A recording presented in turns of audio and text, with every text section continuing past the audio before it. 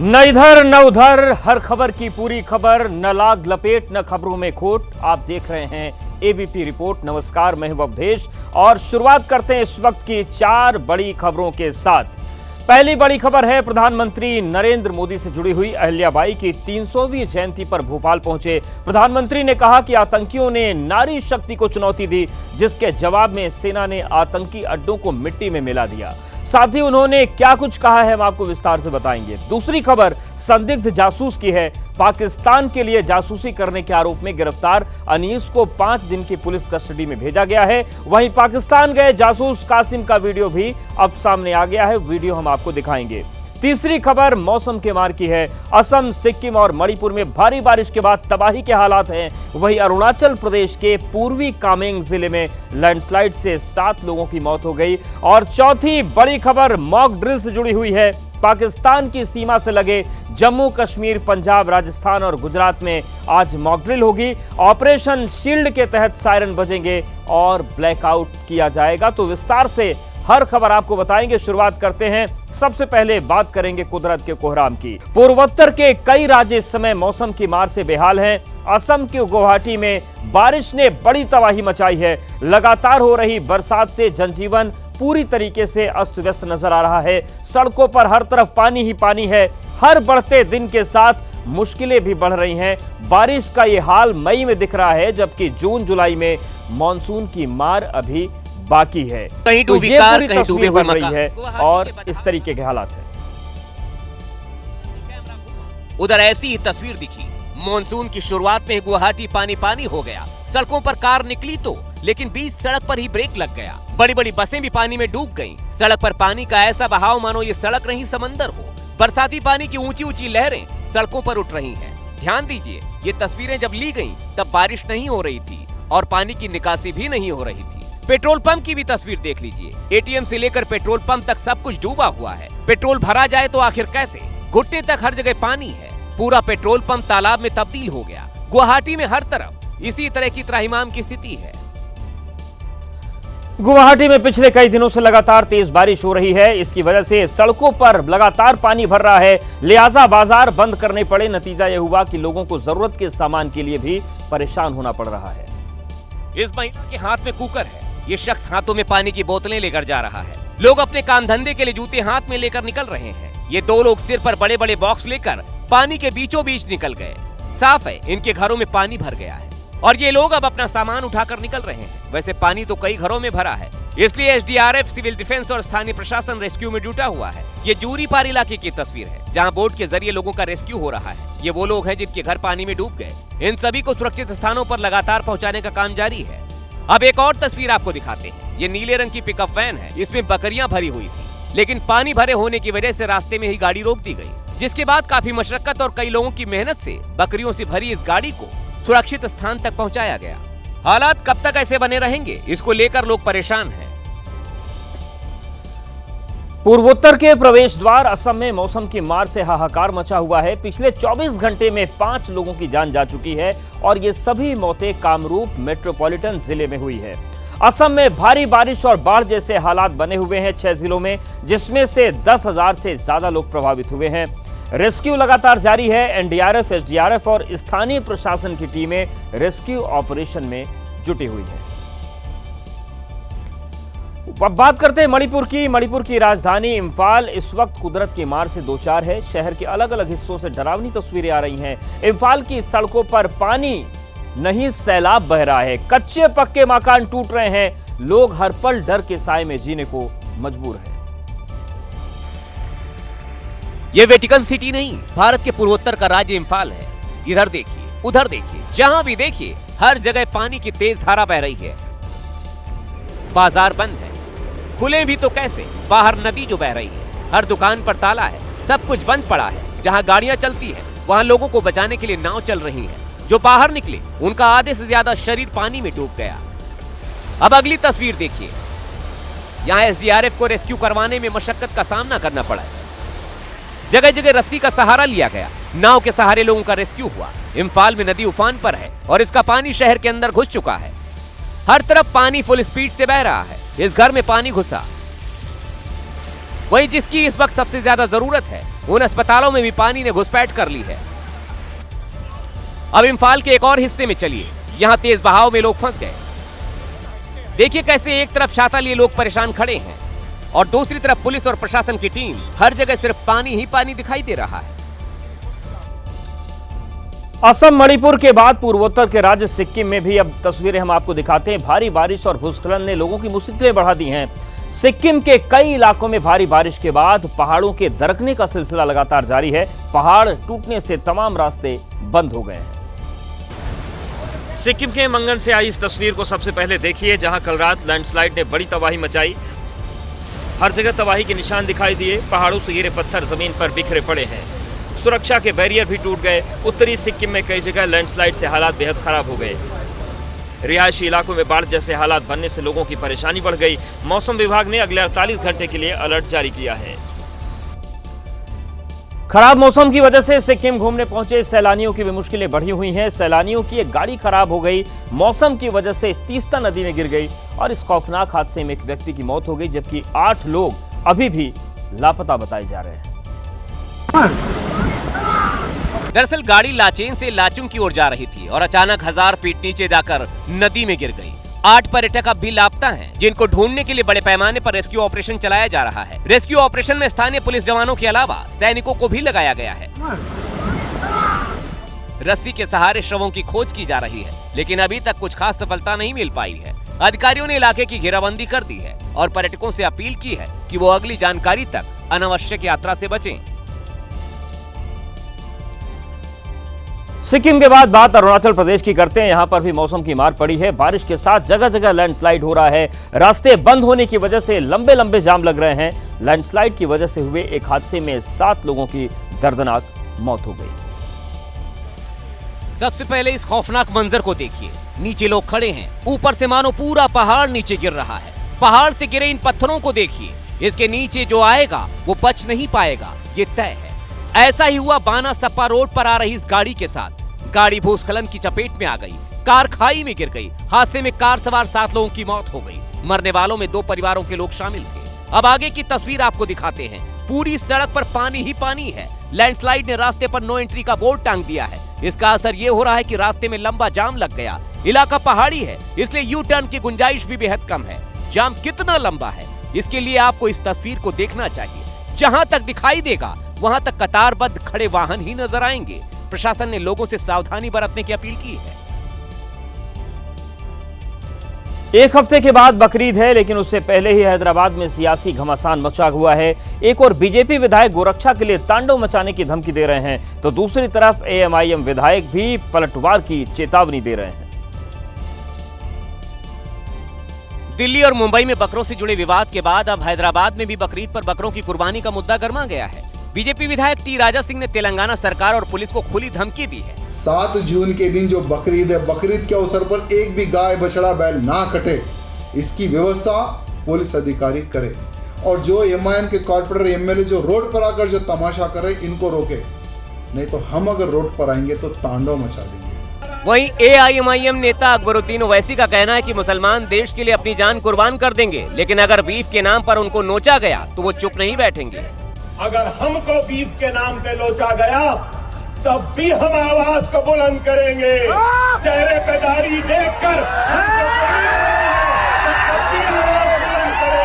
बकरीद के आसपास बवाल का पुराना ट्रैक रिकॉर्ड रहा है। ऐसे में तेलंगाना पुलिस को इसे कंट्रोल करने में पूरी ताकत झोंकनी होगी। अब बात करते हैं पाकिस्तान के पोल खोल पर देश में जारी सियासत की। विदेश की धरती पर एक बार फिर साबित हुआ कि पक्ष विपक्ष के नेता हिंदुस्तान में चाहे जितना भी एक दूसरे से लड़ें, लेकिन देश के बाहर सब एक हैं। राष्ट्र के नाम पर उनमें कोई दुविधा नहीं है। राष्ट्र प्रथम की भावना को दिखाने वाली 2 तस्वीरें सामने आई हैं। पहली इंडोनेशिया के जकार्ता से आई और दूसरी कोलंबिया के बोगोटा से। कांग्रेस नेता सलमान खुर्शीद और शशि थरूर ने साफ कहा कि विदेशी जमीन पर पक्ष विपक्ष नहीं होता, राष्ट्र प्रथम होता है। ऑपरेशन सिंदूर के बाद मोदी सरकार ने अलग अलग प्रतिनिधिमंडल को दुनिया भर के दौरे पर भेजा। कांग्रेस के ये दोनों नेता भी पाकिस्तान को बेनकाब करने के लिए निकले हैं। मकसद आतंकवाद के मुद्दे पर पाकिस्तान को दुनिया में अलग थलग करना है। भारत के प्रतिनिधिमंडल हर दिन पाकिस्तान की पोल खोलने, आतंकवाद के खिलाफ भारत के रुख के साथ साथ भारत की एकता का संदेश भी दे रहे हैं। देश में भले ही कांग्रेस ऑपरेशन सिंदूर को लेकर सरकार के फैसलों को लेकर सवाल उठा रही है, लेकिन देश के बाहर कांग्रेस नेता सलमान खुर्शीद मोदी सरकार का संदेश दुनिया में पहुंचा रहे हैं। सीज फायर पर पाकिस्तान ने झूठा दावा किया था कि भारत ने सीज फायर का प्रस्ताव दिया था। कांग्रेस भी सीज फायर पर सवाल उठा रही थी, लेकिन इंडोनेशिया के जकार्ता में कांग्रेस नेता सलमान खुर्शीद ने साफ साफ कहा कि सीज फायर के लिए भारत ने कोई फोन पाकिस्तान को नहीं किया था। ये कहना कि हमने पहले फोन किया था, ये बिल्कुल बकवास है। भारी नुकसान होने के बाद पाकिस्तान ने सीज फायर की पहल की। It is more than clear to everybody that the call came from the DGMO of Pakistan, and it came to the DGMO of India, and we stopped when they said let's stop. Salman Khurshid के इस बयान के बाद पाकिस्तान और कांग्रेस को भी जवाब मिल गया है। जकार्ता में सलमान खुर्शीद ने पाकिस्तान को बेनकाब किया तो कोलंबिया में शशि थरूर ने वो कर दिखाया जिसकी उम्मीद पाकिस्तान को नहीं होगी। आतंकवाद पर शशि थरूर की दलील सुनकर कोलंबिया ने अपना रुख पाकिस्तान से हटाकर भारत की ओर कर लिया। कांग्रेस सांसद शशि थरूर के नेतृत्व में सर्वदलीय प्रतिनिधिमंडल कोलंबिया पहुंचा था। कोलंबिया को भारत के पक्ष में करना बड़ी चुनौती थी, क्योंकि कोलंबिया की सरकार ने पाकिस्तान में मारे गए आतंकियों के प्रति संवेदना जताई थी, जिस पर शशि थरूर ने नाराजगी जताई। शशि थरूर ने कहा, भारत कोलंबियाई सरकार की प्रतिक्रिया से निराश है, जिससे आतंकवाद के पीड़ितों के प्रति सहानुभूति दिखाने के बजाय भारतीय हमलों के बाद पाकिस्तान में हुई जानमाल के नुकसान पर संवेदना व्यक्त की गई। शशि थरूर की नाराजगी के बाद कोलंबिया की सरकार ने अपना बयान वापस लिया। We had some good news that they have withdrawn their statement that had disappointed us earlier, and will issue a statement of strong support for our position and understanding for our position. Colombia के बदले हुए बयान के पीछे कांग्रेस नेता शशि थरूर का दबाव माना जा रहा है। गर्मी बढ़ते ही आग की घटनाएं बढ़ने लगी हैं। कहीं लापरवाही तो कहीं शॉर्ट सर्किट की वजह से लगी आग से भारी नुकसान हुआ। कुशीनगर की एक दुकान में भी सब कुछ जलकर राख हो गया। दुकान के अंदर भयंकर आग लगी तो लपटें बाहर की ओर निकलने लगी। आग बहुत भयानक थी, सब कुछ जला देने पर आमादा थी। तस्वीरें यूपी के कुशीनगर के तुर्कपट्टी बाजार में एक कपड़े की दुकान की है। शॉर्ट सर्किट की वजह से दुकान में आग लग गई और तुरंत दुकान में रखे कपड़ों में फैल गई। कपड़ों की वजह से आग ने विकराल रूप धारण कर लिया और पल भर में ही सब कुछ खाक हो गया। आग की लपटें देख आसपास के दुकानदार सहम गए, उन्हें अपनी दुकान की फिक्र होने लगी। संयोग ठीक था कि आग और फैलती उससे पहले फायर ब्रिगेड की टीम मौके पर पहुंच गई और उसने आग बुझा दी। आज पाकिस्तान में एक बार फिर से खौफ का माहौल है और इसकी वजह है देश में 6 राज्यों में होने वाली मॉक ड्रिल। मॉक ड्रिल में पाकिस्तान सीमा से सटे राजस्थान, पंजाब, जम्मू कश्मीर और गुजरात के साथ हरियाणा और चंडीगढ़ भी शामिल है। मॉक ड्रिल को ऑपरेशन शील्ड नाम दिया गया है। मॉक ड्रिल में सिविल डिफेंस और पुलिस के कर्मचारियों को शामिल किया गया, जो कि हवाई हमले की सूरत में बचाव और सहायता पहुंचाने का अभ्यास कर रहे हैं। वहीं जिन इलाकों में ड्रिल हो रही है, वहां प्रशासन की ओर से पहले ही सभी को अपने घरों, दुकानों और कार्यालयों की लाइट बंद कर ब्लैकआउट में सहयोग करने के निर्देश जारी किए गए थे। ड्रिल के दौरान युद्ध की स्थिति में बजने वाले सायरन का भी इस्तेमाल किया जा रहा है, ताकि नागरिकों को युद्ध जैसे हालात में हमले से बचने के लिए अलर्ट किया जा सके। मॉक ड्रिल में पंजाब के सभी 22 जिलों को शामिल किया गया है। हालांकि यहाँ सभी जिलों में ड्रिल और ब्लैकआउट का टाइम अलग अलग है। अमृतसर में 8 से 8:30 बजे ब्लैकआउट के निर्देश जारी किए गए हैं। मध्य प्रदेश के रातापानी टाइगर रिजर्व से भटककर इंसानी बस्ती में आए बाघ को पकड़ पाने में वन विभाग अब तक नाकाम रहा है। अब टाइगर को काबू में करने के लिए बड़ा रेस्क्यू अभियान चलाया जा रहा है। नर्मदापुरम में बाघ की तलाश हो रही है। इसके लिए खास तौर पर 2 मादा हाथी, जिनका नाम स्मिता और प्रिया है, उनको काम पर लगाया गया। इसके साथ वन विभाग के 150 से ज्यादा अधिकारी और कर्मचारी भी जुटे हैं। डॉग स्क्वाड की टीम भी लगी है, क्योंकि करीब 2 हफ्ते से नर्मदापुरम के ग्राम गुढ़ला समेत आसपास के इलाके में बाघ की दहशत फैली हुई है। हाथी और हमारे डॉग स्क्वाड से ड्रोन से जो है सर्चिंग स्टार्ट की है, पर अभी तक इसका कोई साक्ष्य नहीं मिले टाइगर के किसी भी तरह के। इस तलाशी अभियान में सतपुड़ा टाइगर रिजर्व और वन विभाग की संयुक्त टीमें लगी हुई हैं। जिन जगहों पर वाहन नहीं जा सकते, वहां हाथी के साथ वन विभाग के कर्मी जा रहे हैं। ये जो हाथी आप देख रहे हैं, वो सतपुड़ा टाइगर रिजर्व के ट्रेंड हाथी हैं। ऑपरेशन के दौरान टाइगर को बाहर निकालने के लिए हाथी चिंगाड़ लगाएंगे और जैसे ही टाइगर झाड़ियों से निकलेगा, उसे ट्रैंकुलाइज करने का प्लान किया गया है। जासूसी के आरोप में पकड़े गए कासिम के भाई अनीस को पटियाला हाउस कोर्ट ने 5 दिन की पुलिस कस्टडी में भेज दिया है। अनीस से दिल्ली पुलिस की पूछताछ में कई बड़े खुलासे हुए हैं और ये खुलासे ऐसे हैं जिन्होंने हैरान कर दिया है। दिल्ली पुलिस ने अनीस के पास जो मोबाइल बरामद किया उसमें सिम इंडिया का था और पाकिस्तान से ऑपरेट हो रहा था। इस सिम के नंबर पर व्हाट्सएप चलाकर डीआरडीओ और मिलिट्री इंटेलिजेंस के लोगों को हनी ट्रैप में फंसाने की कोशिश की जा रही थी, जिसका सबूत पुलिस ने कोर्ट को दिया है। सिम अनीस के नाम पर जारी किया गया है। सिम को पाकिस्तान के इंटेलिजेंस ऑफिसर को दिया गया, जिनके जरिए हनी ट्रैप किया जा रहा था। अनीस के भाई कासिम को स्पेशल सेल ने पहले ही गिरफ्तार कर लिया है, वही इस सिम को लेकर पाकिस्तान गया था।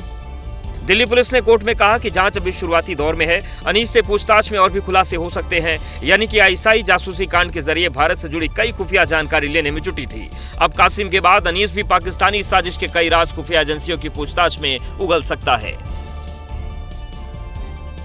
जासूसी के आरोप में पकड़े गए कासिम पर बड़ा खुलासा हुआ है। कासिम ने कहा कि पाकिस्तान में उसे बेपनाह मोहब्बत मिलती है। कासिम की बुआ का घर पाकिस्तान में ही है और उसी की आड़ में उस पर देश के साथ गद्दारी के आरोप हैं। जासूस कासिम ने बात खुद एक पाकिस्तानी यूट्यूबर को दिए इंटरव्यू में कहा। ये वीडियो तब का है जब कासिम दूसरी बार पाकिस्तान गया था। सूत्रों के मुताबिक कासिम पहलगाम हमले से पहले मार्च में दूसरी बार पाकिस्तान गया था। कासिम ने इंटरव्यू में यह भी दावा किया कि वो 3 महीने में दोबारा पाकिस्तान आ गया।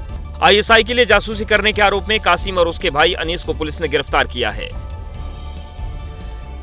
कासिम के भाई अनीस को लंबी पूछताछ के बाद दिल्ली पुलिस ने गिरफ्तार किया। दरअसल कासिम से पूछताछ के दौरान उसके भाई अनीस का नाम सामने आया था। कासिम ने स्पेशल सेल की पूछताछ में कई खुलासे किए थे। कासिम ने बताया था कि जब वो पाकिस्तान गया था तो वहां पर आईएसआई के हैंडलर्स ने उससे कहा कि उसका भाई अनीस भी उनके लिए काम करता है, तो वो भी उनके लिए काम करे। इसी वजह से पुलिस ने अनीस को जांच में शामिल किया। अनीस पिछले 4 साल से पाकिस्तान के लिए जासूसी कर रहा था। पुलिस ने उसे मेवात से गिरफ्तार किया था। सूत्रों की माने तो अनीस पूछताछ में पुलिस को सहयोग नहीं कर रहा था, लेकिन जब सख्ती की गई तो उसने सारे राज उगल दिए। स्पेशल सेल ने अब तक अनीस के फोन के डेटा को बरामद करने के लिए लैब में भेजा है, जिससे अनीस की व्हाट्सएप चैट और डेटा निकाला जा सके। साथ ही अनीस ने पाकिस्तान में अपने हैंडलर को क्या क्या जानकारी भेजी थी, इसका पता लगाया जाना अभी बाकी है। प्रधानमंत्री नरेंद्र मोदी ने आज भोपाल में अहिल्याबाई महिला सशक्तिकरण सम्मेलन में शिरकत की। इस दौरान उन्होंने जो संदेश दिया उससे सीमा पार पाकिस्तान में बेचैनी बढ़ गई है। प्रधानमंत्री नरेंद्र मोदी के भोपाल दौरे की शुरुआत रोड शो के साथ हुई। इस दौरान प्रधानमंत्री मध्य प्रदेश के सीएम मोहन यादव के साथ खुली जीप में नजर आए, तो वहीं पीएम मोदी को देखने और सुनने पहुंची भीड़ ने तिरंगा लहराकर उनका स्वागत किया। ये रोड शो भोपाल के जम्बूरी मैदान पर समाप्त हुआ। यहाँ पीएम मोदी ने सभा को संबोधित किया। इस दौरान पीएम ने कहा कि पहलगाम में आतंकियों ने न सिर्फ भारतीयों का खून बहाया, बल्कि उन्होंने नारी शक्ति को चुनौती दी, जो उनके लिए काल बन गई। जहां पाकिस्तान की सेना ने सोचा तक नहीं था, वहां आतंकी ठिकानों को हमारी सेना ने मिट्टी में मिला दिया। प्रधानमंत्री ने अहिल्याबाई को भारत की सांस्कृतिक विरासत का संरक्षक बताया। उन्होंने कहा कि अहिल्याबाई ने प्रभु सेवा और जनसेवा को कभी अलग नहीं माना। देवी अहिल्याबाई प्रतीक है कि जब इच्छा शक्ति होती है, दृढ़ प्रतिज्ञा होती है, तो परिस्थितियां कितने ही विपरीत क्यों न हो, परिणाम लाकर दिखाया जा सकता है। कार्यक्रम में प्रधानमंत्री मोदी ने दावा किया कि उनकी सरकार की हर योजना महिलाओं के विकास को ध्यान में रखकर तैयार की जा रही है। 2026 में होने वाले पश्चिम बंगाल विधानसभा चुनाव के लिए बीजेपी ने मिशन मोड में तैयारी शुरू कर दी है। 29 मई को पीएम मोदी ने अलीपुरद्वार में सभा की। अब गृहमंत्री अमित शाह 2 दिन के दौरे पर पश्चिम बंगाल पहुंच रहे हैं। गृहमंत्री अमित शाह रात में करीब 9:30 बजे कोलकाता एयरपोर्ट पहुंचेंगे, जिसके बाद पश्चिम बंगाल के बीजेपी नेताओं से उनकी मुलाकात का सिलसिला शुरू होगा। रात में राज्य बीजेपी के शीर्ष नेताओं के साथ बैठक हो सकती है। वहीं अगले दिन यानी 1 जून को कोलकाता के राजरहाट में CFSL भवन का उद्घाटन करेंगे। पश्चिम बंगाल दौरे पर गृहमंत्री अमित शाह नेताजी इंडोर स्टेडियम में बीजेपी नेताओं और कार्यकर्ताओं को भी संबोधित करेंगे। बताया जा रहा है कि गृहमंत्री अमित शाह पार्टी नेताओं के साथ पश्चिम बंगाल में बीजेपी के नए प्रदेश के चेहरे पर चर्चा कर सकते हैं। गुजरात में अवैध निर्माण पर बुलडोजर वाला एक्शन लगातार जारी है। आज ये एक्शन जामनगर में देखने को मिला, जहां एक सड़क परियोजना में बाधा डाल रहे 300 से ज्यादा अवैध निर्माण को बुलडोजर ने ढा दिया। जिन अवैध निर्माणों को बुलडोजर से गिराया गया, वो 3.5 किलोमीटर लंबी सड़क परियोजना में रुकावट बन रहे थे, जिसको लेकर प्रशासन ने जगह खाली कराने का नोटिस भी दिया था। लेकिन जब नोटिस के बाद भी अवैध निर्माण खाली नहीं किए गए, तो प्रशासन ने एक्शन लेते हुए 331 के करीब वैध और अवैध दोनों तरह के निर्माण को ध्वस्त कर दिया।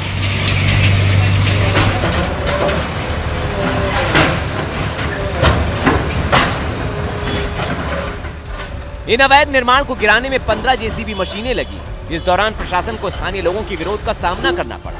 प्रशासन की कार्रवाई में रुकावट डालने को लेकर 20 से ज्यादा लोगों को हिरासत में लिया गया। बता दें कि यहाँ पर स्वामी नारायण से गांधीनगर तक एक सड़क बनाई जा रही है, जिसमें ये अवैध निर्माण रुकावट बन रहे थे।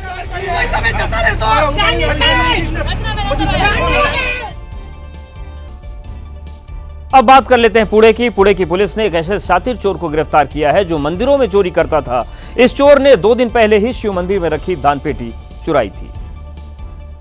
दरअसल चोर की चोरी उस वक्त पकड़ी गई जब पूरी घटना मंदिर के सीसीटीवी कैमरे में कैद हो गई, जिसमें चोर पहले लोहे की रॉड से कांच की दीवार तोड़ता दिखा और फिर मंदिर की दानपेटी चुराते हुए कैद हो गया।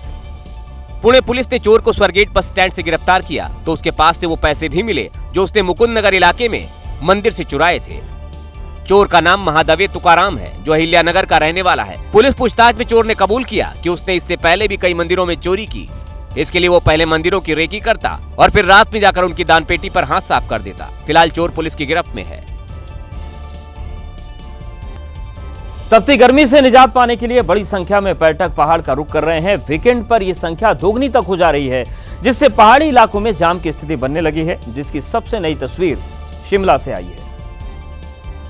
तस्वीरें चंडीगढ़ शिमला हाईवे की हैं। यहां परवाणु के पास हाईवे पर लंबा जाम लग गया, जिसमें दर्जनों गाड़ियां फंस गईं। गौर करने वाली बात यह है कि शिमला से चंडीगढ़ की ओर हाईवे की पूरी लेन खाली है, जबकि चंडीगढ़ से शिमला की ओर हाईवे पर पैर रखने तक की जगह नहीं। आंकड़े बताते हैं कि गर्मी के मौसम में पहाड़ पर घूमने पहुंच रहे पर्यटकों की संख्या में तेजी से उछाल आया, जिससे न सिर्फ हाईवे बल्कि शिमला सिटी के अंदर भी जाम की स्थिति बनने लगी है। हर साल गर्मी और बारिश के दिनों में अक्सर घरों, खेतों में या सड़क पर सांप दिख जाते हैं और इसी वक्त वो एक दूसरे के साथ खेलते नजर आते हैं। राजस्थान के भीलवाड़ा से बहुत ही मनमोहक वीडियो सामने आया है। सांपों की मस्ती का ये वीडियो भीलवाड़ा के मांडल भीम रोड इलाके के एक खेत से आया है। सुबह के वक्त जब लोग घर से बाहर निकले तो खेत में ये 2 सांप खेलते दिखे। लोगों ने तुरंत वीडियो बना लिया और सोशल मीडिया पर शेयर कर दिया। बसंत और बरसात का मौसम सांपों के लिए सुखद पल लेकर आता है। इसी मौसम में वो साथी की तलाश में निकलते हैं और साथी मिलने पर इसी तरह खेलते और मस्ती करते हैं। इसलिए कहा जाता है कि इंसानों को गर्मी और बारिश के दिनों में खेत, पार्क और जंगल या मिट्टी के घरों में सावधानी से जाना चाहिए, क्योंकि कहीं भी सांप से सामना हो सकता है। इस वक्त बड़ी सियासी खबर महाराष्ट्र से आ रही है। आदित्य ठाकरे ने महाराष्ट्र सरकार पर निशाना साधा है। मेगा इंजीनियरिंग का ठेका रद्द होने पर आदित्य ठाकरे ने बयान दिया। उन्होंने कहा कि टेंडर देने में मनमानी हुई है। एकनाथ शिंदे को चंदा बहुत प्यारा है, तो चंदे के आरोप आदित्य ठाकरे ने लगाए हैं एकनाथ शिंदे पर और उन्होंने सवाल भी पूछा है कि क्या फडणवीस शिंदे पर कार्रवाई करेंगे। सुप्रीम कोर्ट की फटकार के बाद मेगा इंजीनियरिंग को दिए गए 14,000 करोड़ के टेंडर को रद्द कर दिया गया है और इसी को लेकर आदित्य ठाकरे ने महाराष्ट्र सरकार पर निशाना साधा है। यही विनती है कि जो भ्रष्टनाथ शिंदे हैं उनको अभी के अभी उनके पद से मुक्त किया जाए, उनके कारोबार से मुक्त किया जाए और ईडी हो या ईओडब्ल्यू हो उनके सामने बिठाया जाए और पूछा जाए कि ये भ्रष्टाचार क्यों किया, कैसे किया, उसमें से क्या आपको मिला। एकनाथ शिंदे जी का तो बहुत करीबी नाता है चंदा से। वो तो रात को गाते भी चंदा रे चांद को, ये इनसे नहीं। देखते हैं कौन सी आज चांद की फेज है, क्या कौन सी रात है। बड़ी खबर का रुख करते हैं बीजेपी के नए अध्यक्ष के चुनाव पर। एबीपी न्यूज से कृषि मंत्री शिवराज सिंह चौहान ने कहा कि मैं एक समर्पित कार्यकर्ता हूं और मेरे लिए पहले देश फिर पार्टी है और उसके बाद हम आते हैं। मुझे किसान कल्याण का काम मिला है, अपने काम में लगा हूं, बाकी सोचना मेरा काम नहीं है। तो शिवराज सिंह चौहान से बीजेपी के नए अध्यक्ष को लेकर सवाल किया गया था। ऐसा है कि आपकी जर्नी भी काफ़ी लंबी रही है। 1972 में आपने शुरू किया, आपके आंदोलनकारी चीज़ें तो 1972 से शुरू हो गई थी। 75 में इमरजेंसी में आप जेल भी गए सर। उसके बाद आप एबीवीपी ज्वाइन किए। एबीवीपी के हर पद पे लगभग आपने काम किया। प्रदेश अध्यक्ष रहे, 4 बार के 4 टर्म के सीएम रहे और अब केंद्रीय मंत्री हैं। तो शिवराज जी, आगे का क्या प्लान है? पार्टी के अध्यक्ष बनने का प्लान है? भारतीय जनता पार्टी के अध्यक्ष बनने का प्लान है क्या? मैं बहुत समर्पित कार्यकर्ता हूँ और हमें ये सिखाया गया कि अपने बारे में विचार नहीं, पहले देश, उसके बाद पार्टी और उसके बाद हम। आज अगर आप मुझसे पूछें तो मेरी तरफ पार्टी ने, हमारे प्रधानमंत्री श्रीमान नरेंद्र मोदी जी ने मुझे जो काम दिया है किसान कल्याण का, कृषि का और ग्रामीण विकास का। अब मेरे रोम रोम में किसान रमे हैं, हर सांस में खेती बसी है। मैं खेती जीने की कोशिश कर रहा हूँ। दिन और रात मेरी चिंता यही रहती है कि प्रधानमंत्री जी ने जो काम मुझे सौंपा है उसको और अच्छे तरीके से कैसे करूँ, उसको और बेहतर तरीके से कैसे करूँ। अब एक तरफ किसान की आमदनी बढ़ानी है, लागत घटानी है, ठीक मूल्य मिल जाए इसकी चिंता करना है, कृषि का विविधीकरण करना है, आने वाली पीढ़ियों के लिए भी धरती को सुरक्षित रखना है ताकि धरती ऐसी स्थिति में ना पहुंच जाए कि उन पीढ़ियों के लिए खाद्यान्न पैदा ना कर सके। तो दिन और रात में एक ही चीज़ देखता हूँ, एक ही चीज़ कि हम किसानों के कल्याण के लिए, और फिर दूसरा काम ग्रामीण विकास का। कृषि और ग्रामीण विकास एक ही सिक्के के दो पहलू हैं। गांव में कनेक्टिविटी, गांव में शुद्ध पीने का पानी, गांव में गरीबी दूर करना। अपनी दीदी, लखपति दीदी कैसे बने सारी बहनें, उनकी आंखों में आंसू ना हो, उनके चेहरे पर मुस्कुराहट हो, वो हाथ ना फैलाएं, वो खुद लखपति बने और अब तो महालखपति मिलेनियम दीदी की बात हम सोच रहे हैं। तो दिन और रात मेरे दिमाग में यही चीज़ चलती है कि इसके लिए मैं कैसे बेहतर कर सकता हूँ और क्या कर सकता हूँ। तो दिन रात में उसी काम में लगा रहता हूँ, बाकी सोचना मेरा काम ही नहीं है। मैं यहाँ रम गया हूँ और इस काम में दिन और रात भिड़ा हूँ। इसके अलावा ना मैं दाएं देखता ना मैं बाएं देखता। मैंने जो इस वजह से मैंने ये सवाल पूछा था वो बस इतना ही है सर कि 1 साल हो गए हैं और 1 साल में चयन नहीं हुआ है भारतीय जनता पार्टी के प्रेसिडेंट का। और जितनी बातें चलती हैं ना मीडिया में और बाहर, इधर उधर, आपकी पार्टी अंदर बाहर, उसमें कहते हैं कि रेस में शिवराज जी सबसे आगे, इसलिए मैंने सवाल पूछा। मैं कभी किसी इस तरह की सोच में रहा ही नहीं। हम लोग ऐसे कार्यकर्ता है जिनके लिए ज़िंदगी है एक मिशन। भारतीय जनता पार्टी माध्यम है अपने देश की सेवा करने का और जनता की सेवा करने का। मैं मानता हूं प्रधानमंत्री जी का विजन देश के लिए वरदान है और उस विजन के अनुरूप काम करना अपने मानव जीवन की सार्थकता मैं मानता हूं। किसानों की सेवा मेरे लिए भगवान की पूजा है, तो पूजा मान के इस काम में लगा हूं मैं, और कुछ सोचने का सवाल ही पैदा नहीं हुआ। तो ये थी आज की एबीपी रिपोर्ट। कल भी जारी रहेगी खबरों की खोज।